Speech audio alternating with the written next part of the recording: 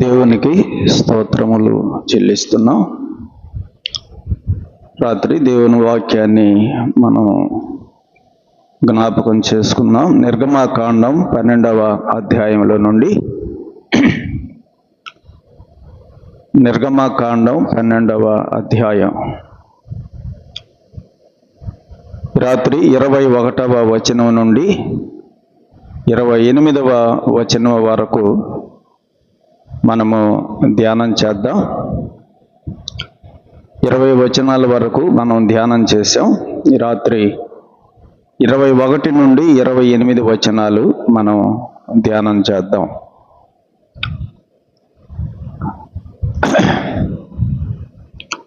మొదటి వచనం ఒకసారి చదువుదాం. 12వ అధ్యాయం మొదటి వచనం. మోషే అహరోనులు ఐగుప్తు దేశములో ఉండగా యెహోవా వారితో ఇలాగూ సెలవిచ్చెను. మొదటి వచనం నుండి 20వ వచనం వరకు మోషే అహరోనులతో యెహోవా సెలవిచ్చినటువంటి మాటలు, యెహోవా సెలవిచ్చిన సంగతులు మొదటి 20 వచనాలలో వ్రాయబడ్డాయి. అంటే మనం ఇప్పటి వరకు కూడా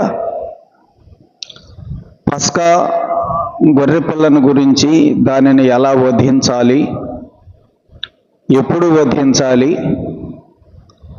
దాని మాంసమును ఎలా తినాలి, ఎలా తినకూడదు, పస్కా పండుగను ఎలా ఆచరించాలి, ఈ విషయాలన్నీ కూడా మనం ఇంతవరకు ధ్యానం చేశాం 20 వచనాల్లో. ఈ సంగతులన్నీ మోషే అహరోనులకు ఎవరు చెప్తే మనం ఇప్పటి వరకు చూసాం? మొదటి వచనంలో చూసాం కదా, మోషే అహరోనులు ఐగుప్తు దేశంలో ఉండగా యెహోవా వారితో ఎలాగో సెలవిచ్చెను. దేవుడు సెలవిచ్చాడు. దేవుడు మోషే అహరోనులతో చెప్పినటువంటి మాటలను మనం ఇప్పటి వరకు కూడా ధ్యానం చేశాం. ఇప్పుడు 21వ వచనం చూడండి. 21వ వచనంలో ఏమని వ్రాయబడిందో చదువుదా. కాబట్టి మోషే ఇశ్రాయేలీయుల పెద్దలనందరినీ పిలిపించి వారితో ఇట్లా నేను. ఇప్పుడు ఎవరెవరితో మాట్లాడుతున్నారు? మోషే ఇశ్రాయేలీయుల పెద్దలనందరినీ పిలిపించి వారితో ఇట్లా నేను. మోషే ఇశ్రాయేలీయుల పెద్దలతో మాట్లాడుతున్నాడు. ఇప్పుడు 21వ వచనంలో. 20వ వచనం వరకు ఎవరెవరితో మాట్లాడారు? 20వ వచనం వరకు దేవుడు మోషే అహరోనులతో మాట్లాడారు. దేవుడు మోషే అహరోనులతో మాట్లాడాడు 20 వచనాలలో. ఇప్పుడు 21వ వచనంలో మోషే ఇశ్రాయేలీయుల పెద్దలతో మాట్లాడుతున్నాడు. ఇందులో మనకు ఒక పాఠం ఉంది. మోషే ఇశ్రాయేలీయుల పెద్దలతో మాట్లాడాలంటే ఏమి మాట్లాడాలో ముందు మోషేకి ఎవరు చెప్పాలి? దేవుడు చెప్పాలి. అది దేవుడు ముందుగా వర్తమానాన్ని మోషేకు తెలియచేస్తే ఇప్పుడు ఆ వర్తమానమును మోషే ఎవరికి చెబుతున్నాడు? ఇశ్రాయేలీయుల పెద్దలకు చెబుతున్నాడు. అది మనం కూడా వాక్యమును ఇతరులకు మనం చెప్పాలంటే ముందు చెప్పేవారికి వాక్యం ఎవరు చెప్పాలి? వర్తమానం ఎవరు చెప్పాలి? దేవుడు చెప్పాలి. అది దేవుడు ముందు ఇదిగో ఈ వర్తమానము ప్రజలకు చెప్పు అని ఆ వాక్యము చెప్పేవారికి చెబితే అప్పుడు ఆ వాక్యం చెప్పేవారు వర్తమానాన్ని ఎవరికి చెబుతారు? ప్రజలకు చెబుతారు. దేవుని యొద్ద నుండి వర్తమానం పొందకుండా మనంతట మనం వర్తమానం ప్రజలకి చెప్పకూడదు. కొన్ని సంవత్సరాల క్రితం ఒక సహోదరుడు నాకు ఫోన్ చేసి, అంటే వాళ్ళు వేరే డినామినేషన్, మన సహవాసం కాదు, నాకు ఫోన్ చేసి అన్నాడు, మా చర్చిలో ఈస్టర్ పండగ సమయం అన్నమాట. అది సిలువలో 7 మాటల మీద నాకొక మాట మీద మాట్లాడమని నాకు అవకాశం ఇచ్చారు. 7 మాటల్లో ఒక మాట మీద ఏదన్నా వర్తమానం నాకు చెప్పు, నేను పోయి చెబుతానన్నాడు. ఇప్పుడు ఆయనకు వర్తమానం ఎవరు చెప్పాలి? ఎవరు చెబితే వీళ్ళు చెబుతాడంట? నేను ఆయనకు వర్తమానం చెబితే ఆయన వెళ్ళి వాళ్ళ చర్చిలో వాళ్ళకు వర్తమానం చెబుతాడంట. దేవుడు కాదు అతనికి వర్తమానం చెప్పాల్సింది. ఈ వర్తమానం చెప్పని దేవుడు కాదట చెప్పాల్సింది. ఎవరు చెప్పాలి? నేను చెప్పాలట. నేను చెప్పాను, అది కరెక్ట్ కాదయ్యా, నేను నీకు ఇది చెప్పాను, నువ్వు పోయి చెప్పటం కాదు. అసలు వర్తమానం చెప్పేటువంటి ఆ నాలెడ్జి, ఆ వరం అసలు దేవుడు నీకు ఇచ్చాడా? దేవుడు నీకు ఇవ్వకుండా నువ్వు పోయి నేను చెప్పిపోయేది, నువ్వు పోయి చెప్పేది ఏంటి? అది కరెక్ట్ కాదు, నేను నీకేం చెప్పలేను, ఏం అనుకోవద్దని చెప్పి నేను తర్వాత మాట్లాడేశాను. వర్తమానం దేవుని యొద్ద నుండి మనము పొంది దేవుని సన్నిధిలో, దేవా ఇదిగో ఈరోజు ఈ వర్తమానం నేను చెప్పాలి. ఏం చెప్పాలి? ఏ వర్తమానం చెప్పాలి? దేవుని సన్నిధిలో కనిపెట్టి దేవుడిచ్చినటువంటి తలంపులను చెప్పడం అది దీవెనకరం. మోషే మొదట వర్తమానమును దేవుని యొద్ద నుండి తీసుకున్నాడు. ఇప్పుడు ఆ వర్తమానమును ఇప్పుడు ఎవరు చెబుతున్నాడు? ఇశ్రాయేలీయుల పెద్దలతో చెబుతున్నాడు. పస్కా గురించి మొదట దేవుడు చెప్పాడు మోషేకి. గొర్రె పిల్లను ఎలా వధించాలి, ఎలా తినాలి, పస్కా పండుగ ఎలా ఆచరించాలి, ఈ విషయాలన్నీ కూడా దేవుడు మోషేకి చెప్పగా ఇప్పుడు మోషే వెళ్ళి ప్రజలతో పెద్దలతోటి చెబుతున్నాడు. యేసు ప్రభు కూడా ఏం చెప్పాడు? ఒక మాట చూడండి. మత్తయి సువార్త 28వ అధ్యాయం. మత్తయి సువార్త 28వ అధ్యాయం 19-20 వచనాలు చదువుదాం. మీరు వెళ్ళి సమస్త జనులను శిష్యులనుగా చేయండి, తండ్రి యొక్కయు కుమారుని యొక్కయు పరిశుద్ధాత్మ యొక్కయు నామములోనికి వారికి బాప్తిస్మం ఇచ్చుచు నేను మీకు ఏ ఏ సంగతులను ఆజ్ఞాపించితినో వాటినన్నిటినీ గైకొనవలనని వారికి బోధించుడి అన్నాడు. అపోస్తలులకు ప్రభువు ఇచ్చినటువంటి ఆజ్ఞ అన్నమాట. మీరు వెళ్ళి శిష్యులుగా చేయబడిన వారికి బోధించాలి. మీరు వెళ్ళి ఏం బోధించాలి? ఇక్కడే చెప్పాడు 20వ వచనం. నేను మీకు ఏ ఏ సంగతులను ఆజ్ఞాపించితునో, నేను మీకు ఏమి ఆజ్ఞాపించానో మీరు వెళ్ళి వాళ్ళకి వాటిని బోధించాలి. నేను ఆజ్ఞాపించాలి మీకు. నేను ఆజ్ఞాపించిన తర్వాత ఆ ఆజ్ఞలు తీసుకెళ్ళి, ఆ వర్తమానం తీసుకుని వెళ్ళి, ఆ బోధ మీరు తీసుకుని వెళ్ళి వారికి మీరు అప్పగించాలి.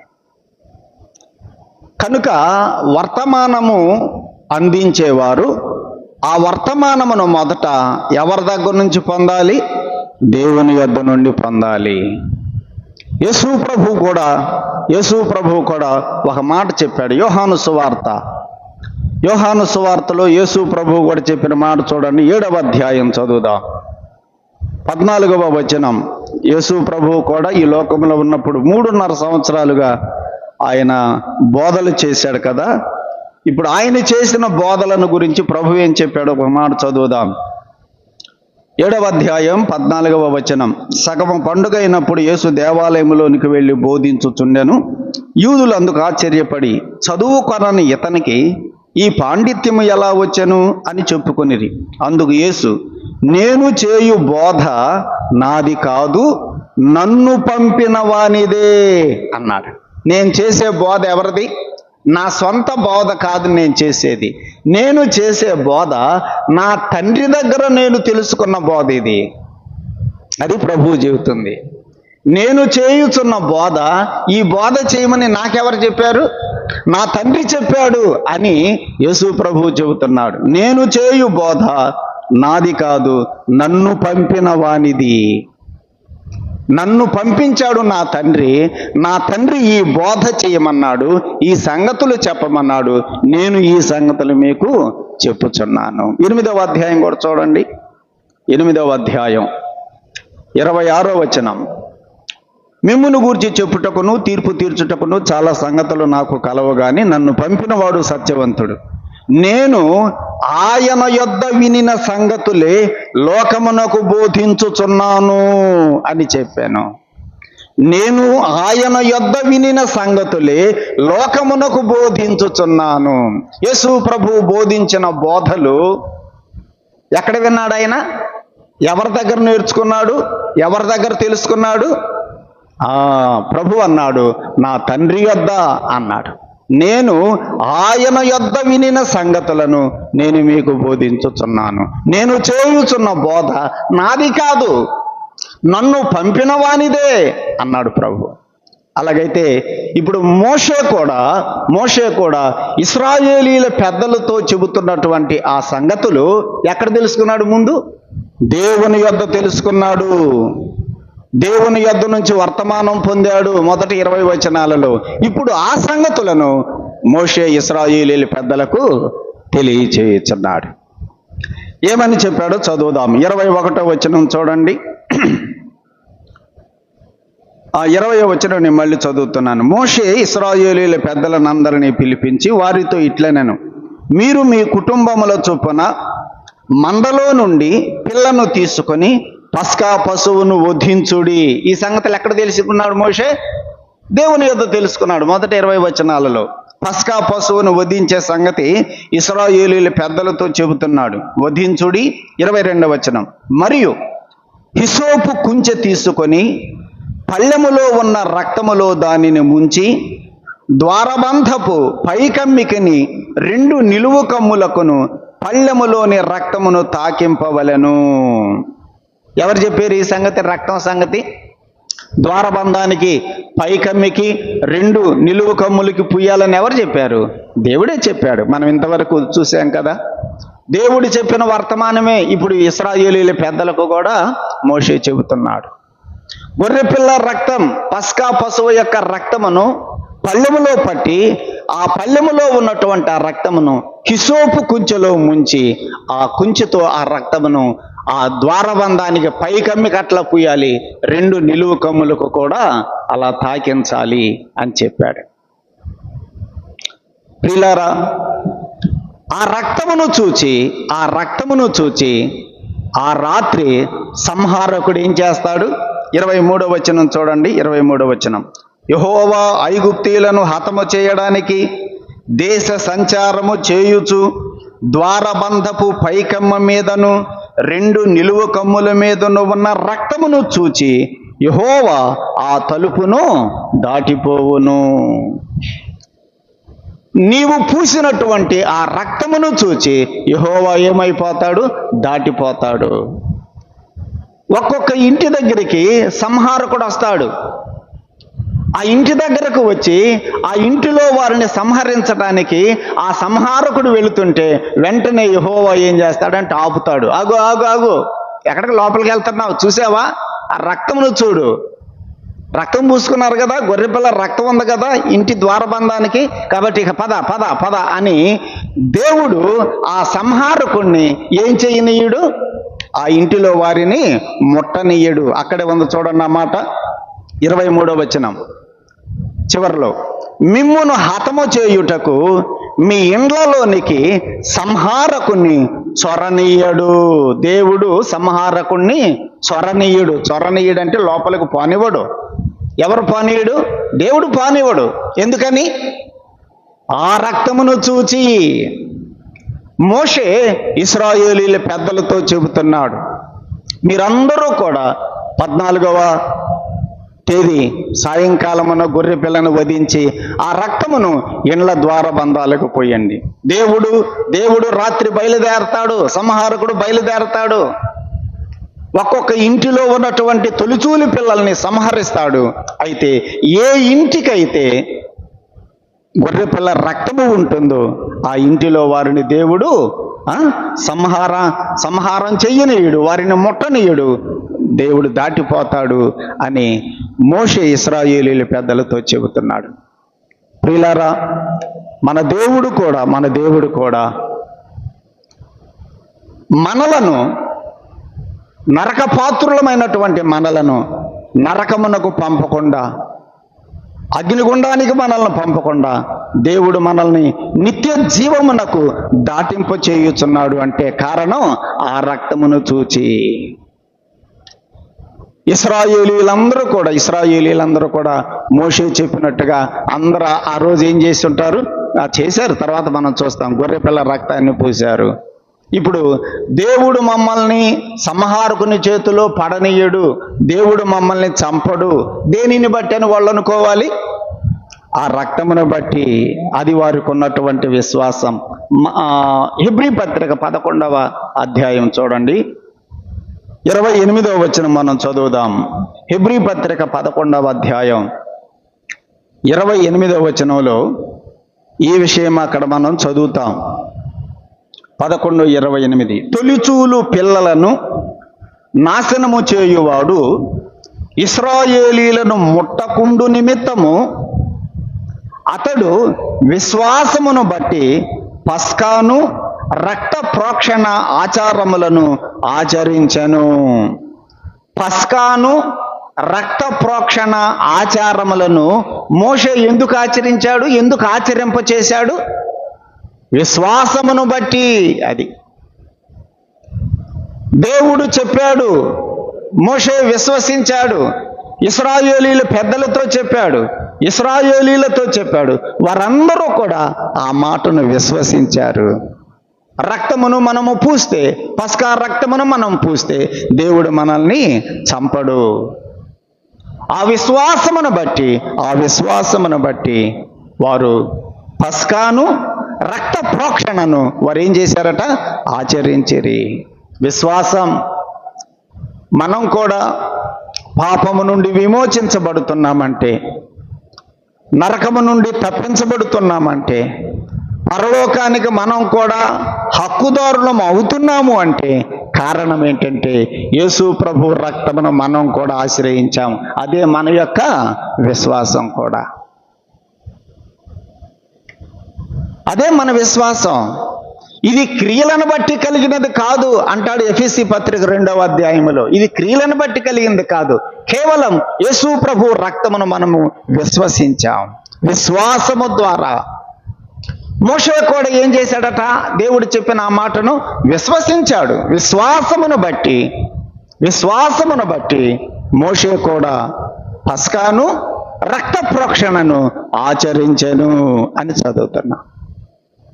కనుక సహోదరులారా, సహోదరులారా, విశ్వాసము ద్వారానే, యేసు ప్రభు రక్తమును మనము ఆశ్రయించుట ద్వారానే మనమందరం కూడా రక్షించబడ్డాం. ఇది క్రియలను బట్టి కలిగినది కాదు, కేవలం విశ్వాసమే. యేసు ప్రభు రక్తమే కారణం. రోమాపత్రిక 3వ అధ్యాయము 4వ అధ్యాయము అంతా కూడా విశ్వాసమును గురించే మనం రక్షించబడ్డామని పౌలు కూడా వ్రాస్తాడు. రోమాపత్రిక 1వ వచనం చదువుదాం చూడండి. 3వ అధ్యాయం, రోమాపత్రిక 3వ అధ్యాయం 22వ వచనం. యేసుక్రీస్తు నందలి విశ్వాస మూలమైనదై అన్నాడు. అది అంటే ఏంటిదది? 21వ వచనం చదువుదాం ప్రారంభం. ఇట్లుండగా ధర్మశాస్త్రమునకు వేరుగా దేవుని నీతి బయలుపడుచున్నది. దేవుని నీతి. అది అంటే ఏంటిది? దేవుని నీతి. ఇప్పుడు చదువుదాం 22వ వచనం. దేవుని నీతి యేసుక్రీస్తు నందలి విశ్వాస మూలమైనదై నమ్మువారికందరికీ.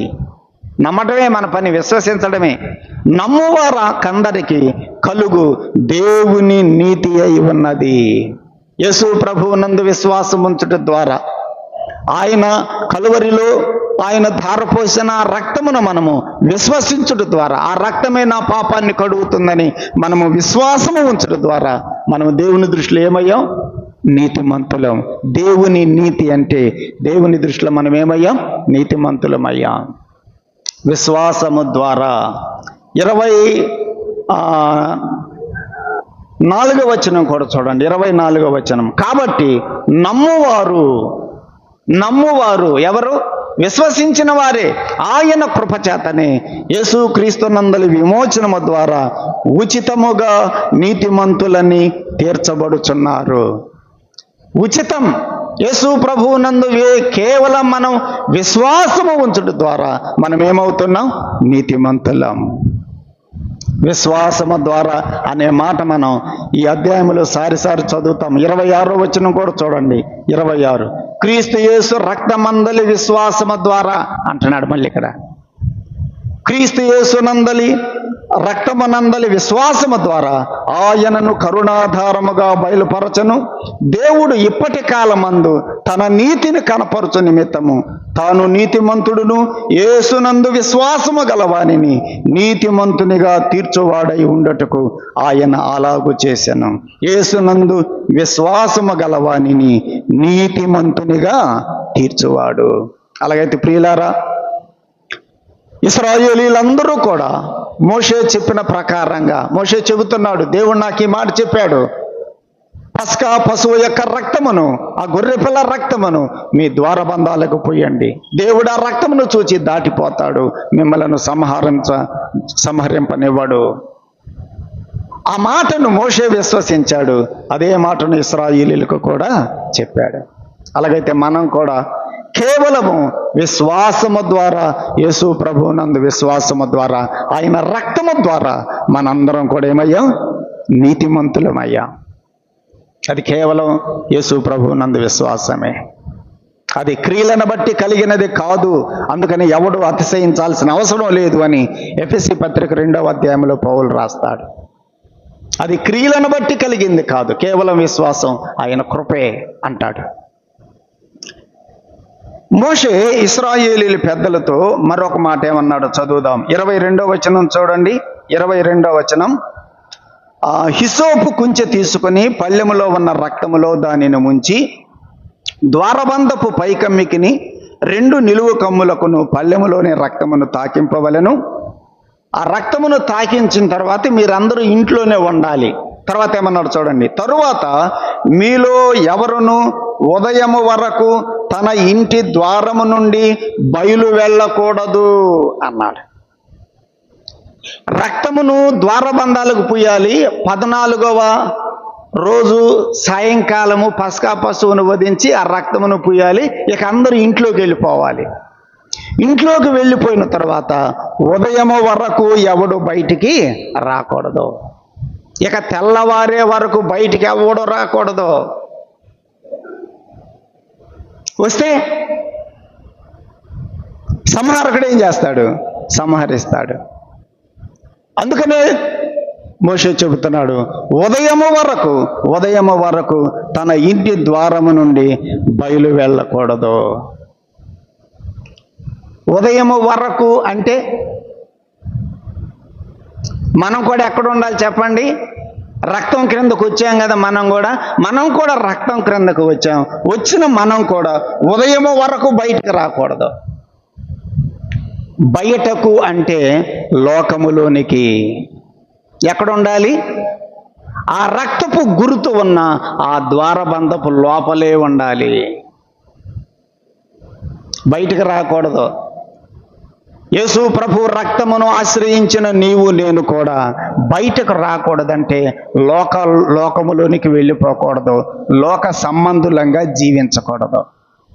అది బయటకు రావటం అంటే. ఎప్పటి వరకు? ఉదయము వరకు. మనం చెప్పుకున్నాం కదా, ఉదయము అంటే అస్తమించడం అంటే, ఉదయం అంటే చెప్పుకున్నాం. అస్తమించడం అంటే నీతి సూర్యుడైన యేసు ప్రభు సిలువలో చనిపోయాడు, అస్తమించాడు. మరలా ఆయన ఉదయిస్తాడు. ఎప్పుడు? మధ్యాకాశానికి వచ్చి బోర ఊతాడు. అప్పుడు సంఘం అంతా ఎత్తబడుతుంది. అది ఉదయం అన్నమాట. నీతి సూర్యుడైన యేసు ప్రభు మరలా ఉదయిస్తాడు. ఇప్పుడు అస్తమించాడు, వెళ్ళిపోయాడు, కనపడ్డాక మనకి. ఆయన మరలా ఉదయిస్తాడు. అప్పటి వరకు కూడా మనం ఎక్కడ ఉండాలి? లోపలే ఉండాలి. క్రీస్తు రక్తము క్రిందనే మనము దాగి ఉండాలి. ఆయన సన్నిధి సహవాసంలోనే ఉండాలి. ఆయన మందిరంలోనే ఉండాలి. ఆయన సంఘములోనే ఉండాలి. ఆయన ఇచ్చిన హద్దులోనే ఉండాలి. బయటకు రాకూడదు. లోక సంబంధమైన జీవితం జీవించకూడదు. జాగ్రత్త. హెచ్చరించాడు వాళ్ళని.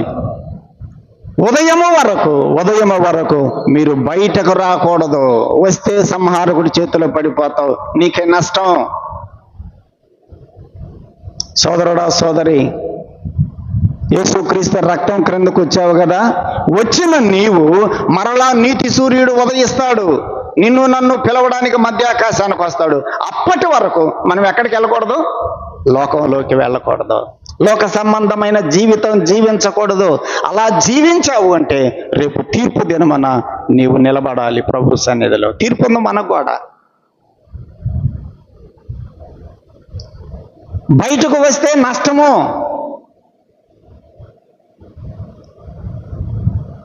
యెహోషువ కూడా వేగుల వారిని ఇద్దరిని యెరికో పట్టణాన్ని వేగు చూడడానికి పంపినప్పుడు ఆ రాహాబు అనే ఆ స్త్రీ వాళ్ళిద్దరిని ఇంట్లో చేర్చుకుంది.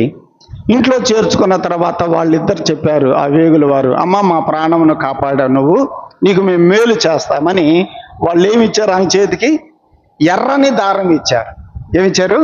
ఎర్రని దారం ఇచ్చి, ఈ దారం నీ కిటికీకి కట్టుకో, మేము మరలా వస్తాం, యెరికో పట్టణాన్ని నాశనం చేయడానికి మేము మరలా వస్తాం.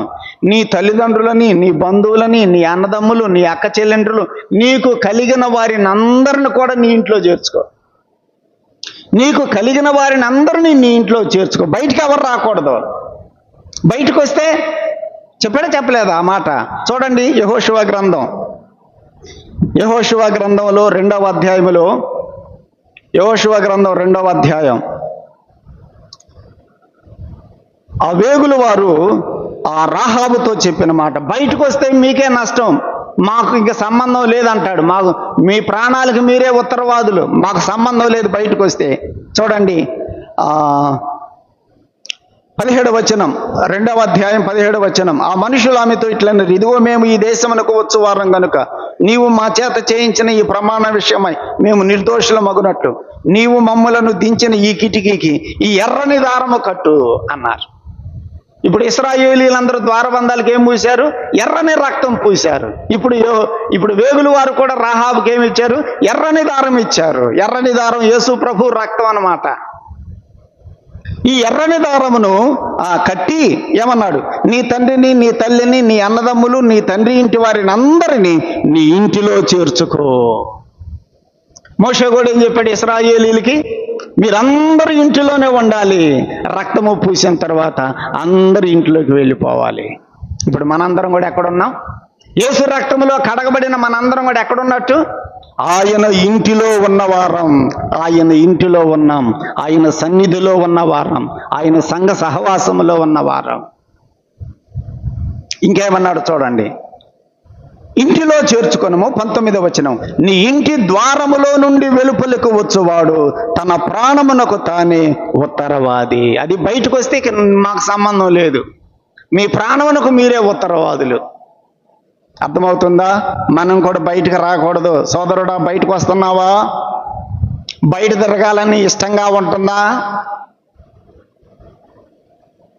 బయట తిరగాలని ఉందా? లోపల ఉన్న వాళ్ళకి ఏమనిపిస్తుంది? పిల్లల్ని లోపల పెట్టామనుకోండి, ఎట్టుంటుంది పిల్లలకి? ఎప్పుడెప్పుడు బయటికి వెళ్దామా. స్కూల్లో పిల్లలు కూడా లోపల ఉంటారు క్లాసుల్లో, పైన విమానం మోగగానే మొయ్యని విమానం పోతూ ఉంటుంది. పిల్లలందరూ ఏం చేస్తారు? బయటికి వెళ్దాం. ఇక బయటికి వెళ్ళిపోతారు పిల్లలందరూ పరిగెత్తి. మా స్వాధీనంలో ఉండరు. ఇక మేము పిలిచి మళ్ళీ వాళ్ళని ఏం చేస్తాం? కర్ర తీసుకొని అందరినీ కొడతాం. ఎందుకు వెళ్ళారా బయటికి? విమానం ఎక్కుతావా? విమానం ఎప్పుడు చూడలా? లోపల ఉన్న వాళ్ళకి ఎట్లా ఉంటుంది? బయటికి వెళ్దాం.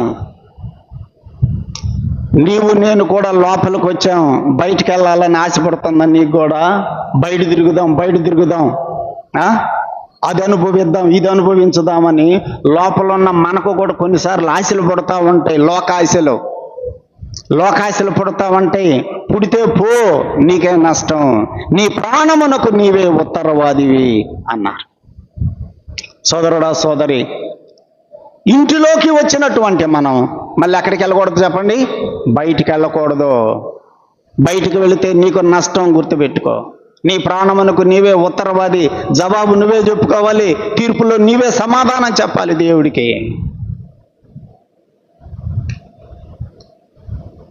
దావీదు అబ్షాలోము ఎదుటి నుంచి వెళ్ళిపోయాడు, పారిపోతున్నాడు.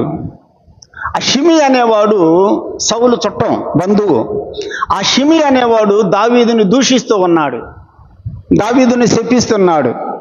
చీపో చీపో నరహంతకుడా, నువ్వు చేసిన పాపాన్ని బట్టి నీకు ఈ గతి పట్టిందని దావీదుని ఏం చేశాడు? దూషించాడు, శపించాడు. తర్వాత అబ్షాలోము చనిపోయిన తర్వాత మళ్ళీ దావీదు మరలా యెరూషలేములోకి వచ్చాడు, రాజు అవుతాడు. షిమీకి భయం వేసింది. అమ్మో, ఇందాక నేనేం చేశాను? దూషించాను, తిట్టాను, ఇప్పుడు మరలా యెరూషలేములోకి వచ్చేసాడు క్షేమంగా, ఇప్పుడు రాజు అయిపోయాడు, నన్ను ఏదన్నా చేస్తాడని షిమీకి ఏం కలిగింది? భయం కలిగి నేరుగా దావీదు దగ్గర పోయి కాళ్ళకి దండం పెట్టి క్షమించయ్యని ప్రాధేయపడ్డాడు. గుర్తొస్తుందా నేను చెప్పేదంతా? ప్రాధేయపడితే అప్పుడు దావీదు అంటాడు, పోరా, నిన్ను నేను క్షమించాను, పోరా పో అన్నాడు. దావీదు షిమీని ఏం చేశాడు? క్షమించాడు. దావీదు చనిపోయే సమయంలో తన కుమారుడైన సొలొమోనుని పిలిచి, షిమీ విషయంలో నువ్వు జాగ్రత్త. గుర్తొస్తుందిగా నేను చెప్పే సంగతి? షిమీ విషయంలో నువ్వు జాగ్రత్త, నీవు చావవు అని నేను వాడికి మాటిచ్చా, ప్రమాణం చేసి మాటిచ్చా, కానీ వాడి విషయంలో నువ్వు మాత్రం జాగ్రత్త. వాడు పెద్ద కంతిరోడు. కొంతమంది విశ్వాసులు ఎట్టుంటారు? మన ముందు బాగానే ఉంటారు, క్షమాపణ కోరినట్టుగా ఉంటారు, నటిస్తారు. షిమి అనేవాడు కాలాంతకుడు, జాగ్రత్త వాడితోటి. కానీ నేను మాటిచ్చా, నిన్ను నేను చంపనని. నీవు వివేకము గలవాడవు, వాడి విషయంలో నువ్వే జాగ్రత్తగా చెయ్యి అంటాడు. షిమీని పిలిపిస్తాడు సొలొమోను. షిమీని పిలిపించి షిమీతో చెబుతాడు, షిమీ, యెరూషలేములోనే నువ్వు ఉండాలి. ఎక్కడ ఉండాలి నువ్వు? యెరూషలేములోనే నీవు ఉండాలి. ఏ రోజైతే నీవు యెరూషలేమును దాటి బయటకు వెళ్ళిపోతావో నిన్ను చంపేస్తా. నీ ప్రాణమునకు నీవే ఉత్తరవాదివి. నీవు ప్రాణంతో బ్రతకాలి అంటే నువ్వు ఎక్కడ ఉండాలి? ఎక్కడ ఉండాలి? యెరూషలేములోనే ఉండాలి. యెరూషలేము దాటి, కిద్రోను వాగు దాటి నీవు గనక బయటికి వెళ్ళావంటే నిన్ను నేను చంపేస్తా. బ్రతకాలనుకుంటే లోపలే ఉండు, చావాలనుకుంటే బయటికి వెళ్ళిపో. ఇప్పుడు మోషే చెప్పింది కూడా అదే. మీరు బ్రతకాలనుకుంటే ఇంటిలోనే ఉండండి, చావాలనుకుంటే బయటికి వెళ్ళిపోండి. వేగులు వారు కూడా రాహాబుతో చెప్పిన మాట కూడా అదే. మీరు ఇంటిలోనే ఉండండి, ఇంటిలోనే ఉంటే మీరు బ్రతుకుతారు, బయటికి వెళితే మీరు చచ్చిపోతారు. మాకు తెలియదేక. షిమీతో సొలొమోను కూడా అదే చెప్పాడు. షిమీ, యెరూషలేములోనే నీవు ఉండాలి నీవు బ్రతకాలనుకుంటే. ఏనాడైతే నీవు యెరూషలేమును దాటి బయటికి వెళతావో నీవు చనిపోతావు అని చెప్పాడు. 3 సంవత్సరాలు ఉన్నాడు యెరూషలేములోనే. 3 సంవత్సరాల తర్వాత ఇంట్లో పనోళ్ళు ఈ షిమీ ఇంట్లో నుంచి పారిపోయారు, బయటికి వెళ్ళిపోయారు. ఈ పనోళ్ళు వెళ్ళిపోయారన్న సంగతి ఈ షిమీకి తెలిసేటప్పటికి పని వాళ్ళ కోసం బయలుదేరాడు గాడిద వేసుకొని. గాడిదెక్కి ఆ పని వారిని వెతకటానికి కిద్రోను వాగు దాటి వెళ్ళిపోయాడు. బయటికి వెళ్ళిపోలేదా షిమీ? వెళ్ళిపోయాడు, హద్దు దాటాడు. సొలొమోను హద్దు పెట్టాడు, హద్దు దాటి వెళ్ళిపోయాడు. వెళ్ళిపోగానే సొలొమోను పిలిచాడు, ఏ షిమీ, నీకు నేనేం చెప్పాను? యెరూషలేములో ఉండాలన్నానా? ఉంటానన్నావుగా, మాట ఇచ్చావుగా. దాటిపోతే నిన్ను చంపుతానన్నానుగా. బెనయా, రా, వీడి మీద పడు అన్నాడు. అంతే. బెనయా వచ్చి వాడిని ఏం చేశాడు? చంపేశాడు. షిమీ మరణానికి కారణం ఎవరు? షిమీయే. షిమీ మరణానికి కారణం షిమీనే. అతని ప్రాణమునకు అతడే ఉత్తరవాది. ఎందుకు చనిపోయాడు? హద్దు మీరాడు. హద్దు పెట్టాడు కదా, యెరూషలేమే నీకు హద్దు. ఈ హద్దు దాటి వెళ్ళిపోయావంటే నువ్వు చనిపోతావు. ఇశ్రాయేలీయులకు హద్దు ద్వారబంధం. ఈ హద్దు దాటి బయటికి వెళ్ళిపోతే మీరు చనిపోతారు. రాహాబు ఇంటి వారికి హద్దు పెట్టాడు వేగుల వారు. ఈ హద్దు దాటి బయటికి వెళ్ళిపోతే మీరు చనిపోతారు. సోదరుడా, సోదరి, దేవుడు కూడా, ప్రభువు కూడా మనకు పెట్టిన హద్దు దేవుని వాక్యం. ఆయన రక్తము క్రిందకు వచ్చినటువంటి మనకు దేవుని వాక్యమే హద్దు. హద్దు మేరద్దు. వాక్యమునకు విరుద్ధంగా ప్రవర్తించొద్దు. ఇంటిలో నుండి బయటకు వెళ్ళాలని ఆశపడద్దు. అలాగూ ఆశపడితే మన ప్రాణమునకే మనకు నష్టం కలుగుతుంది, ఉత్తరవాదులం అవుతాం. మోషే ఏం చెప్పాడు చూడండి, నిర్గమాకాండం 12వ అధ్యాయం, నిర్గమాకాండం 12వ అధ్యాయం 22వ వచనంలో చెప్పాడు, తరువాత మీలో ఎవరును ఉదయం వరకు తన ఇంటి ద్వారము నుండి బయలు వెళ్ళకూడదు. ఉదయం వరకు ఎవరు బయటకు రాకూడదు. మనం కూడా నీతి సూర్యుడు యేసు ప్రభు మరలా మన కొరకు ఉదయించబోయే రోజు ఒక రోజు ఉంది. అప్పటి వరకు కూడా మనము ఎవ్వరం బయటకు రావద్దు. ఆయన సన్నిధిలో భయభక్తులతో యథార్థంగా, పరిశుద్ధంగా, నమ్మకంగా ఆయన కొరకు మనం బ్రతుకుదాం. 24వ వచనం చూడండి, 24వ వచనం. మోషే ఇంకా ఇశ్రాయేలీయుల పెద్దలతో ఏం చెప్పాడో చదువుదాం. కాబట్టి మీరు నిరంతరము మీకును మీ కుమారులకును దీనిని కట్టడగా ఆచరింపవలెను. ఈ పస్కాను ఒక ఆజ్ఞగా, ఒక కట్టడగా ఇది మీరు ఆచరించాలి, మీ కుమారులు కూడా ఆచరించాలి. ఎంతకాలం? 24వ వచనం చూడండి. నిరంతరము, నిరంతరము, నిరంతరము దీనిని మీరు పస్కాను మీరు తప్పక ఆచరించాలి, మీరు మీ పిల్లలు. అలాగైతే మనం కూడా, యేసు ప్రభువు మన పస్కా పశువు, ఆయన మన కొరకు వధించబడ్డాడు. ఆయన కూడా నన్ను జ్ఞాపకం చేసుకోవడానికి దీనిని చెయ్యండి అని మనకు ఆజ్ఞాపించాడు. మనం కూడా ఏం చేయాలి? ఆయన ఇచ్చిన కట్టడను మనం కూడా ఆచరించాలి. ఎంతకాలం? నిరంతరం. మనం బ్రతికినంత కాలం ఈ పస్కాను మనం ఏం చేయాలి? తప్పకుండా ఆచరించాలి. మనము మన కుటుంబముతో కలిసి, మీరు మీ కుమారులు అన్నాడు కదా, మనము మన కుటుంబముతో కలిసి ప్రభువుని మనము జ్ఞాపకం చేసుకుని ఈ కట్టడను మనము కూడా నిరంతరం, అనగా మనం ఈ లోకములో ఉన్నంత కాలం తప్పకుండా మనం కూడా ఆచరించబద్ధులమై ఉన్నాం. ఆయనను జ్ఞాపకం చేసుకోవడం మానొద్దు. ఆయనను ఆరాధించడం, ఆయనను జ్ఞాపకం చేసుకొని కృతజ్ఞతలు మనం ఆయనకు చెల్లించడం మానకూడదు. కొంతమంది ఆదివారం ఎంత నిర్లక్ష్యంగా ఉంటున్నారు. ఆదివారం ఎంత నిర్లక్ష్యమో.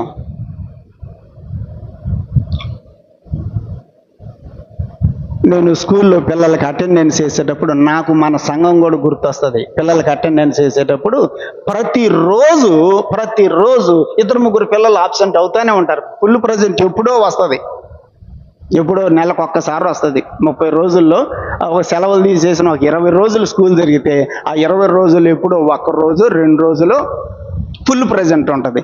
ప్రతిరోజు ఎవరో ఒకరు ఆబ్సెంట్. నాకు అది వేసేటప్పుడు నాకు కూడా ఏమనిపించింది అంటే, సంఘంలో కూడా చూడండి, ప్రతి ఆదివారం మనకు ఫుల్ ఉంటుందా? ఎవరో ఒకరు ఆబ్సెంట్ ఉంటారు, ఎవరో ఒకరు. రిజిస్టర్ పెడితే మనం కూడా కదా, నేను రిజిస్టర్ వేసే అటెండెన్స్ వేసేటప్పుడు నాకు అనిపించింది, మనం కూడా ఒక రిజిస్టర్ పెడితే బయట గేటు దగ్గర పెట్టేస్తే అక్కడ ఒకరిని కూర్చోబెట్టి వచ్చిన వాళ్ళకల్లా ప్రజెంట్ వేస్తూ ఉండని చెప్పి ఒక యవనస్తుని మనం పెట్టామనుకోండి కదా, ఆబ్సెంట్లు ఎంతమందికి ఉంటాయో. వాక్యం ఏం చెబుతుంది? సమాజముగా కూడటం మీరు మానొద్దు, మీరు మానకూడదు. ఆ దినము సమీపించే కొలది ఇంకా ఎక్కువగా కూడుకోండి అని చెప్పాడు. కనుక ప్రియులారా, ఇశ్రాయేలీలతో మోషే చెబుతున్నాడు, ఇది మీకు నిరంతరము కట్టడా, ఇది మీకు నిరంతరము కట్టడా, తప్పకుండా మీరు దీనిని ఆచరించాలి. మనం కూడా ప్రభువుని జ్ఞాపకం చేసుకుని ఆ ఆదివారపు కూడిక మనం కూడా నిరంతరము ఆచరించబద్ధులమై ఉన్నాం. 25వ వచనం చూడండి ఏం చెప్పాడో. 25వ వచనం,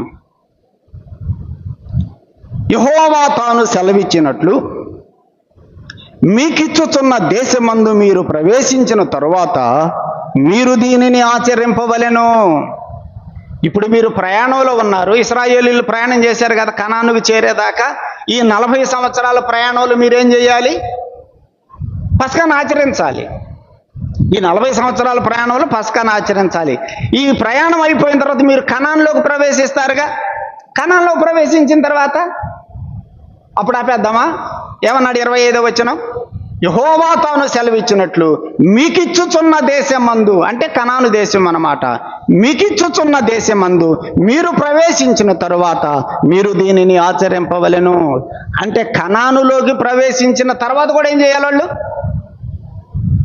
ఏం చేయాలి? ఆచరించాలి.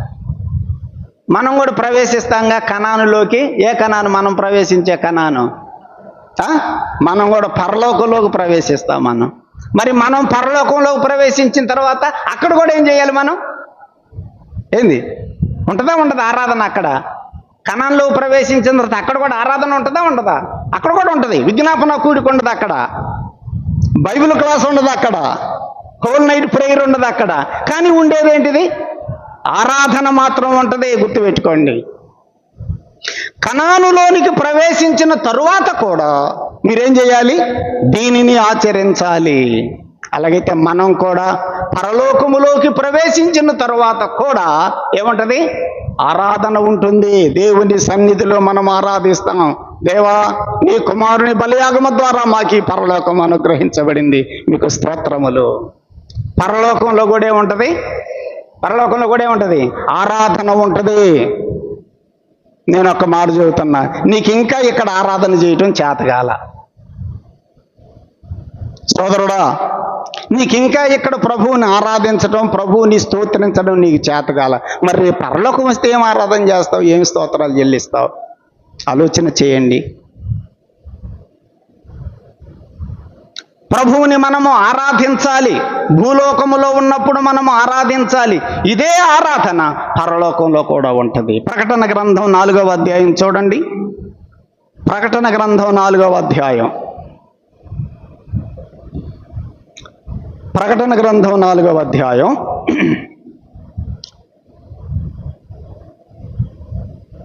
1వ వచనం. ఈ సంగతులు జరిగిన తరువాత నేను చూడగా, అదిగో పరలోకమందు ఒక తలుపు తెరవబడి ఉండెను. మరియు నేను మొదట వినిన స్వరము బోరధ్వని వలె నాతో మాటలాడుట వింటిని. ఆ మాటలాడిన వాడు, ఇక్కడికి ఎక్కి రమ్ము. భూలోకములో ఉన్న సంఘాన్ని పిలుస్తున్నాడు. పైకి రండి. ఇక మీరు మనల్ని కూడా ప్రభు పిలుస్తాడు, సంఘాన్ని పిలుస్తాడు. సంఘము పైకి వెళ్ళిపోతుంది.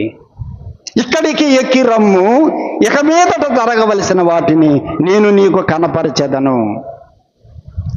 సంఘాన్ని పైకి పిలుస్తున్నాడు ప్రభు.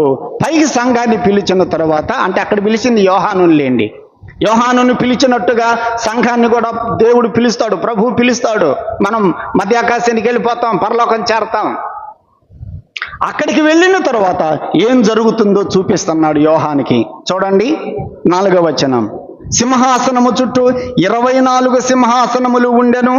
ఆ సింహాసనమునందు 24 పెద్దలు తెల్లని వస్త్రములు ధరించుకొని తమ తలల మీద సువర్ణ కిరీటములు పెట్టుకున్న వారై కూర్చుండిరి. ఎవరా 24 పెద్దలు? ఎవరా 24 పెద్దలు? సంఘము. 24 పెద్దలు ఎవరు చెప్పండి? సంఘము. 24 పెద్దలు సంఘమును సూచిస్తున్నారు ఇక్కడ. వారికి ఏ వస్త్రాలు ఉన్నాయి? తెల్లని వస్త్రాలు ఉన్నాయి. తల మీద ఏముంది? కిరీటము ఉన్నది కదా. తెల్లని వస్త్రములు ధరించుకొని సువర్ణ కిరీటాలు పెట్టుకున్నారు. తెల్లని వస్త్రములు, పరిశుద్ధమైన జీవితం, క్రీస్తు రక్తములో కడగబడి పరిశుద్ధులుగా తీర్చబడిన సంఘం. కిరీటములు అంటే రేపు మనం ఏమవుతాం? రాజులం అవుతాం కదా. చెప్పాడు కదా, మీరు రాజులైన యాజక సమూహము అని చెప్పాడు. ఈ 24 పెద్దలే ఇంకొక మాట చెప్పారు. ఈ 24 పెద్దల సంఘం అని ఎట్లా చెప్పగలమంటే ఇంకొక రుజువు చూడండి.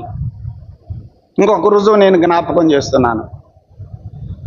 9వ వచనం చూడండి. 5వ అధ్యాయం 9వ వచనం. 5వ అధ్యాయం 9వ వచనం. ఆ పెద్దలు అంటే ఎవరా పెద్దలు? 24 పెద్దలు. ఆ పెద్దలు, నీవు ఆ గ్రంథమును తీసుకుని దాని ముద్రలు విప్పుటకు యోగ్యుడవు, నీవు వధింపబడిన వాడవై నీ రక్తం ఇచ్చి ప్రతి వంశములో, ఆయా భాషలు మాట్లాడు వారిలో, ప్రతి ప్రజలు, ప్రతి జనములు దేవుని కొరకు మనుషులను కొని మా దేవునికి వారిని ఒక రాజ్యముగా యాజకులనుగా చేసితివి. ఈ 24 పెద్దలు ఏమంటున్నారు? నీవు వధించబడ్డావు, నీ రక్తం ఇచ్చి మమ్ములను నీవు కొన్నావు, రాజులైన యాజక సమూహంగా మమ్మల్ని చేశావు, నీ సొత్తుగా మమ్మల్ని చేసుకున్నావు. యేసు ప్రభు రక్తములో కడగబడి ఆయన సొత్తుగా చేయబడింది ఎవరు? సంఘమే కదా. కాబట్టి 24 పెద్దలు ఎవరు చెప్పండి? సంఘం. ఇప్పుడు నేను ఎందుకు ఈ మాటలు చెబుతున్నానంటే, ఈ 24 పెద్దలు ఎక్కడ కూర్చున్నారు? పరలోకములో సింహాసనం ఎదుట సింహాసనాల మీద కూర్చున్నారు. ఇప్పుడు 11వ వచనం చూడండి, 10వ వచనం, 4:10. ఆ 24 పెద్దలు సింహాసనమునందు ఆసీనుడై ఉండువాని ఎదుట సాగిలపడి యుగయుగములు జీవించుచున్న వానికి నమస్కారము చేయుచు ప్రభువుని ఏం చేశారు? అక్కడ ఆరాధన చేశారు. అది అందుకు నేను చూపిస్తున్నా. పరలోకంలో ఏముంది? ఆరాధన. 24 పెద్దలు సంఘము. ఆ సంఘము పరలోకంలో ఏం చేస్తున్నారు? ఆరాధన చేస్తున్నారు. 5వ అధ్యాయములో ఆరాధన చేస్తున్నారు. మనకి ఇంకా ప్రకటన గ్రంథంలో అక్కడక్కడ ఈ 24 పెద్దలు కనపడతారు. అలాగైతే ప్రియులారా, మోషే ఆ పెద్దలతో చెప్పాడు, యెహోవా మీకు సెలవు ఇచ్చినట్లుగా మీరు కనాను దేశములోనికి ప్రవేశించిన తరువాత, యెహోవా మీకు ఇచ్చుచున్న ఆ దేశములోనికి ప్రవేశించిన తరువాత కూడా మీరేం చేయాలి? ఈ పస్కాను ఆచరించాలి. అలాగైతే మనం కూడా పరలోకములోనికి ప్రవేశించిన తరువాత మనం కూడా ఏం చేయాలి చెప్పండి? ప్రభువుని ఆరాధిస్తాం. పరలోకంలో కూడా ఉండేది ఒక్కటే, ఆరాధన మాత్రమే. ఇక ఏ కూడికలు పరలోకంలో ఉండవు. ఉండేది ఒకటి, ఆరాధన. మరి పరలోకములో కూడా చేసే ఆరాధన నీకు ఇంకా భూలోకములో చేయడమే చేత కాకపోతే ఎట్లా? ప్రభువుని ఆరాధించడం నీకు రాకపోతే ఎట్లా? ప్రభువుని కొనియాడడం, ప్రభువుని ఘనపరచడం, ప్రభువుకి కృతజ్ఞతలు చెప్పడం నీకు ఇంకా రాకపోతే ఎట్లా? చాలామంది యేసు ప్రభువు నమ్ముకుని చాలా సంవత్సరాలైనా కూడా ఇంకా నోరు తెరిచి ప్రభువా నీకు స్తోత్రాలని చెప్పలేకపోతున్నారు. నేను యవనస్తులు కూడా జ్ఞాపకం చేస్తున్నాను, స్తోత్రాలు చెల్లించండి. మీరు కూడా పెద్దోళ్ళు ఉన్నారు, పెద్దోళ్ళు ఉన్నారు, పెద్దోళ్ళు కూడా అవకాశం ఇవ్వాలి పిల్లలకి. యవనస్తులు కూడా మనం అవకాశం ఇవ్వాలి. అందరము కూడా ప్రభువుని ఏం చేయాలి చెప్పండి? ఆరాధించాలి, కృతజ్ఞతలు చెప్పాలి, ప్రభువుని స్తోత్రించాలి.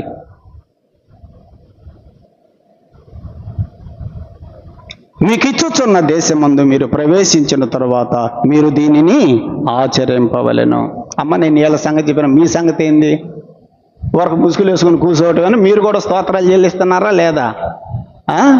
సంఘముల స్త్రీ మౌనంగా ఉండాలి, అందుకని చెప్పి మీరు ఇక్కడ ఏం మాట్లాడకుండా మీరు ముసుగేసుకుని నిద్రపోతున్నారు. లేకపోతే సహోదరులు స్తోత్రాలు చెల్లిస్తుంటే వాళ్ళతో పాటు ఏకీభవించి ఆమెన్ అంటున్నారు. మాకు అర్థం కావటల్లా. మీరు కూడా ఏం చేయాలి? మనము రొట్టె పంచేటప్పుడు అంతా ఎలా ఉంటుంది? మనకి సంఘం అంతా మౌనంగా ఉంటుంది. కొన్ని చోట్ల రొట్టె పంచేటప్పుడు పాటలు పాడతారు, అది కరెక్ట్ వద్దు.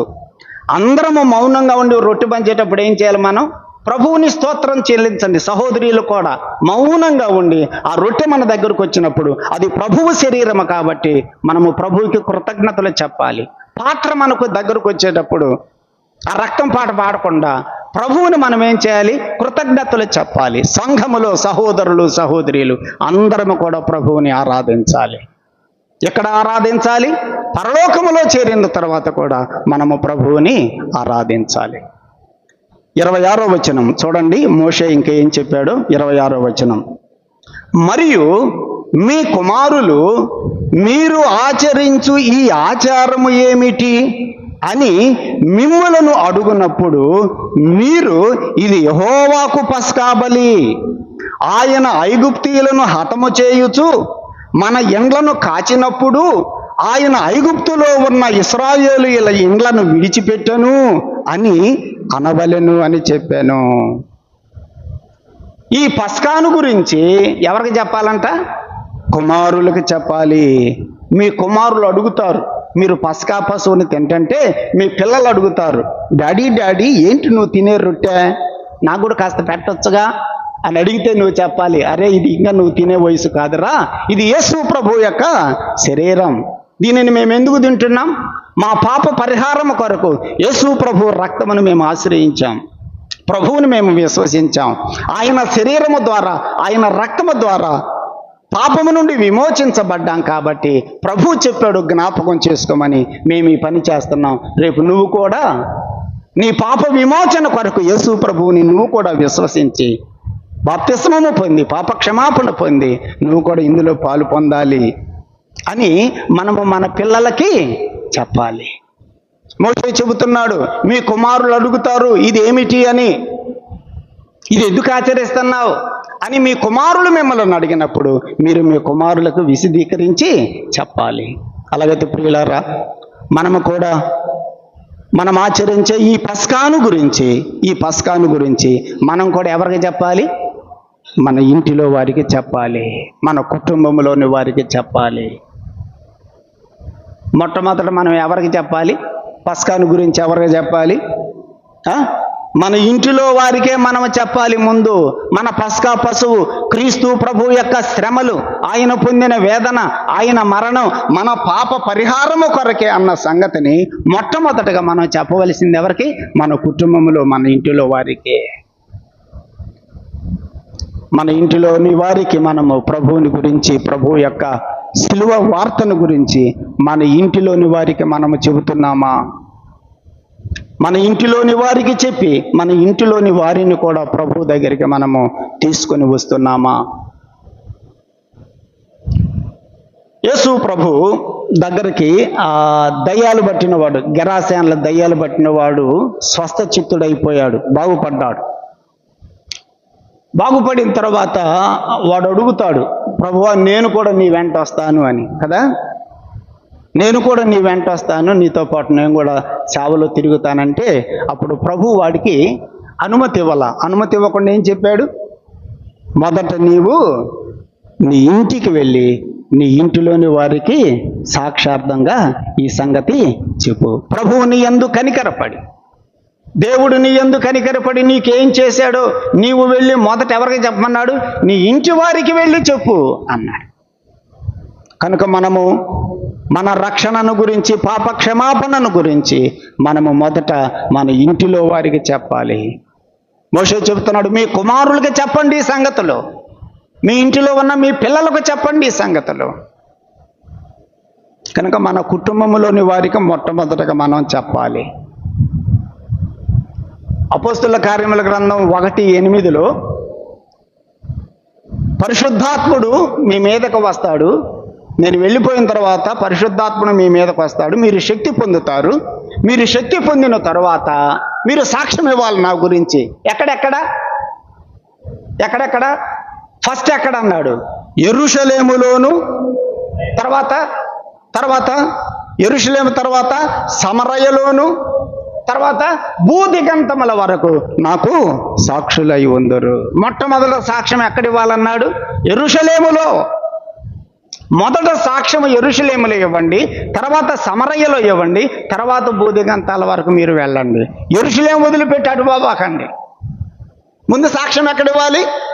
ముందు యెరూషలేములో ఇవ్వండి. యెరూషలేము అంటే ఏంటి? మొదటి ఇల్లు, మన ఇంట్లో వాళ్ళకే.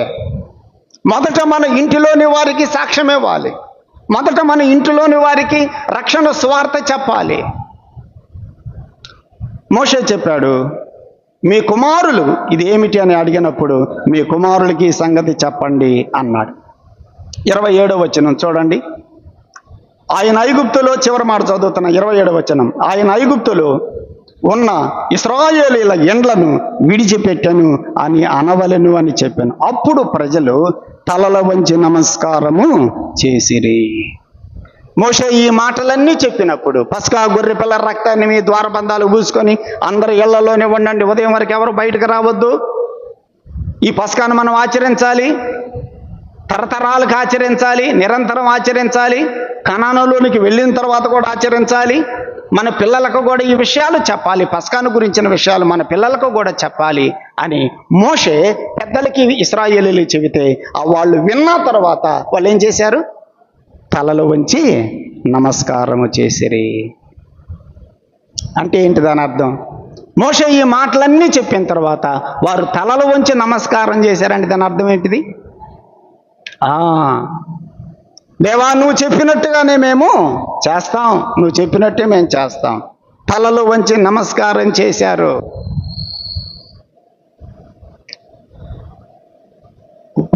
దినవృత్తాంతములు 2వ గ్రంథం 29వ అధ్యాయం 29వ వచనం, 29.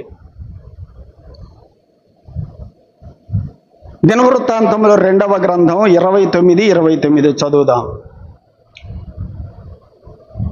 ముందు 20వ వచనం చదువుదాం, తర్వాత 29కి వద్దాం. 20 చూడండి.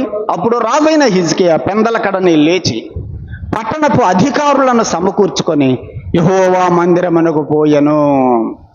హిజ్కియా ఎక్కడికి వెళ్ళాడు? వీళ్ళందరిని తీసుకొని మందిరానికి పోయి. ఇప్పుడు మందిరంలో ఏం జరిగిందో మనం చదువుతున్నాం. అది పెందలకడనే అధికారులందరిని తీసుకొని దేవుని మందిరానికి వెళ్ళాడు హిజ్కియా. ఆ ప్రజలనందరిని అక్కడ సమకూర్చాడు. అక్కడికి వెళ్ళిన తర్వాత బలులు అర్పించారని ఇక 21వ వచనం నుంచి చదువుతూ ఇప్పుడు 29 చూడండి. వారు అర్పించటం ముగించిన తరువాత రాజును అతనితో కూడా ఉన్న వారందరూ తమ తలలు వంచి ఆరాధించిరి. అందరూ ఏం చేశారు?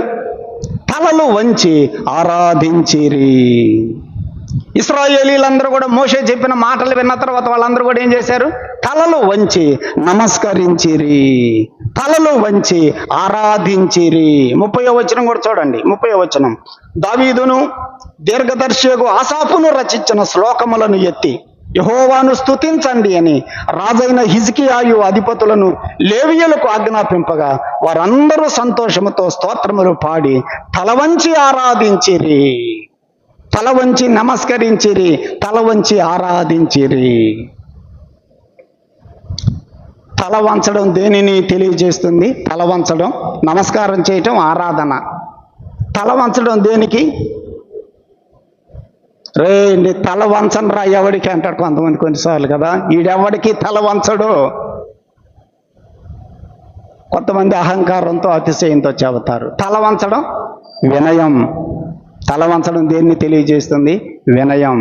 వారందరూ కూడా ఎంతో వినయముతో తల వంచి దేవునికి నమస్కారం చేశారు. దేవా నువ్వు చెప్పినట్టే మేము వింటామయ్యా. అలాగైతే ప్రియులారా, దేవుని పిల్లలమైన మనలో కూడా వినయము ఉండాలి. వినయముతో ప్రభువుని మనము ఆరాధించాలి. తల వంచి ఆరాధించిరి, తలలు వంచి నమస్కరించిరి. దేవునిని మనము వినయముతో భయభక్తులతో ఆరాధించే వారంగా ఉండాలి. మన జీవితంలో వినయం కనపడుతుందా? మన జీవితంలో వినయం కనపడుతుందా? నాశనానికి ముందు ఏమి నడిచిద్దంట? గర్వం నడిచిద్ది. వినయం దేనికి ముందు నడిచిద్ది? ఘనతకు ముందు వినయము. నాశనానికి ముందేముంటుంది? గర్వం ఉంటుంది. నాశనానికి ముందేమో గర్వం ఉంటుంది. ఘనతకు ముందు ఏముంటుంది? వినయం. వినయ మనస్కులు ఘనత నుందును. సామెతల గ్రంథంలో ఉంది 29వ అధ్యాయం. సోదరుడా సోదరి, నీ జీవితంలో వినయము ఉన్నదా? వినయముతో ప్రభువుని ఆరాధిస్తున్నావా? దేవుని ఎడల వినయ మనస్కుడుగా ఉంటున్నావా? మన జీవితంలో వినయము అనేది ప్రాముఖ్యం. అతిశయం, అహంకారం, గర్వం కాదు. మన జీవితంలో దీనత్వము, వినయము మన జీవితాల్లో ఉండాలి. దేవుడు కూడా ఎవరి దగ్గర నివసిస్తాడంటే, ఎవరి దగ్గర నివసిస్తాడన్నది వాక్యంలో, వినయము గలవారి యొద్ద, దీన మనసు గలవారి యొద్ద ఆయన నివసించును. అసలు వాస్తవంగా ఇది ఎక్కడ నివసించేవాడు? మహోన్నతుడైన దేవుడు పరిశుద్ధ స్థలములో నిత్య నివాసములో నేను నివసించేవాడను, నేను అసలు అక్కడ నివసించేవాడును. అయినా మీ దగ్గర కనుక వినయం ఉంటే, మీలో దీనత్వము ఉంటే, నేను మీ దగ్గర కూడా నేను నివసిస్తా. యెషయా గ్రంథం 57వ అధ్యాయం చూడండి, వచ్చిన చదువుదాం. యెషయా గ్రంథం 57వ అధ్యాయం. మన జీవితాల్లో కూడా వినయం ప్రాముఖ్యం. అహంకారం, అతిశయం కాదు. తల ఉంచి నమస్కారం చేయటం అనేది మన జీవితాల్లో కూడా ఉండటం అది దీవెనకరం. 15వ వచనం, 57:15. మహాగణుడును మహోన్నతుడును పరిశుద్ధుడును నిత్య నివాసియునైన వాడు ఎలాగూ సెలవిచ్చుచున్నాడు, నేను మహోన్నతమైన పరిశుద్ధ స్థలములో నివసించేవాడను. ఎక్కడ నివసించేవాడు ఆయన? మహోన్నతమైన పరిశుద్ధ స్థలములో నివసించేవాడను. అయినా వినయము గలవారి ప్రాణమును ఉజ్జీవింపచేయుటకును, నలిగిన వారి ప్రాణమును ఉజ్జీవింపచేయుటకును, వినయము గలవారి యొద్దను, దీన మనస్సు గలవారి యొద్దను నివసించుచున్నాను. ఎక్కడ నివసిస్తాడు ఆయన? నీలో వినయం ఉంటే, నీలో దీన మనస్సు ఉంటే, నీలో తగ్గింపు ఉంటే నీ దగ్గర దేవుడు నివసిస్తాడు. వాస్తవంగా ఆయన మహోన్నతమైన స్థలములో నివసించేవాడు, పరిశుద్ధమైన స్థలములో నివసించేవాడు. అయినను అయినాను నేను అక్కడ నివసించేవాడను, అయినా కూడా నీలో కూడా నాకు వినయం కనపడితే, నీలో కూడా నాకు దీనత్వం కనపడితే నేను నీ దగ్గర కూడా నేను నివసిస్తా, నీ ప్రాణమును నేను ఉజ్జీవింప చేస్తా. ఉందా మనలో వినయం? వారందరూ కూడా తమ తలలు వంచి కదా నమస్కరించారు. హిజ్కియా కూడా పెందలకడనే మందిరానికి అందరూ తీసుకుని వెళ్ళిపోయాడు. వారందరూ మందిరంలో ఆరాధిస్తున్నారు. ఎలా ఆరాధించారు? తలలు వంచి ఆరాధించిరి, తలలు వంచి ఆరాధించిరి. మనం పాట అయితే పాడతాం, శిరమును వంచి కరములు జోడించి స్తోత్రించేదనని. మనం శిర వంచేది లేదు, కర్రాలు జోడించేది లేదు కదా. ఆరాధించే నీవు తగ్గింపుతోటి, వినయ విధేయతలతోటి, నలిగిన మనసుతోటి ప్రభువుని మనం ఆరాధించే వారంగా ఉండాలి. చూడండి 28వ వచనం, నిర్గమాకాండం 12వ అధ్యాయం 28వ వచనం. అప్పుడు ఇశ్రాయేలీయులు వెళ్ళి అలాగు చేసిరి. ఎలాగు చేసిరి? అలాగు చేసిరి అంటే ఎలా చేశారు? మోషే ఏమైతే చెప్పాడో వాళ్ళకి అలాగూ చేసిరి. చెప్పినట్లు చేయాలి. అది తర్వాత మాట కూడా చూడండి ఏముందో, యెహోవా మోషే అహరోనులకు ఆజ్ఞాపించినట్లే చేసిరి. మోషే అహరోనులకు దేవుడు ఏం ఆజ్ఞాపించాడో ఇశ్రాయేలీయులు కూడా అలాగే చేశారు. అలాగైతే మనం కూడా ఎలా చేయాలి? ప్రభువు మనకి ఏమి ఆజ్ఞాపించాడు, ప్రభువు మనకి ఏమి సెలవిచ్చాడు, ఆయన మాట ప్రకారం మనం కూడా అలాగే చేసేవారంగా ఉండాలి. ఆయన మాట చెప్పినట్టుగా చేస్తున్నావా? అలాగే చేస్తున్నావా? ఆయన మాట ఏది చెబితే అదే మనం కూడా మన జీవితంలో చేస్తున్నామా?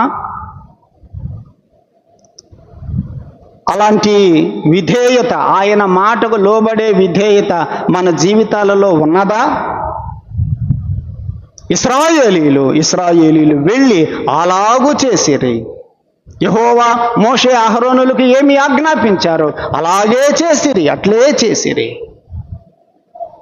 మన ప్రభువు కూడా మనకు ఏమి ఆజ్ఞాపించాడో అలాగే మనం చేసే వారంగా ఉండాలి. ఆయన చెప్పినట్లు చేస్తే ఆశీర్వాదం ఉంటుంది, గుర్తుపెట్టుకోండి.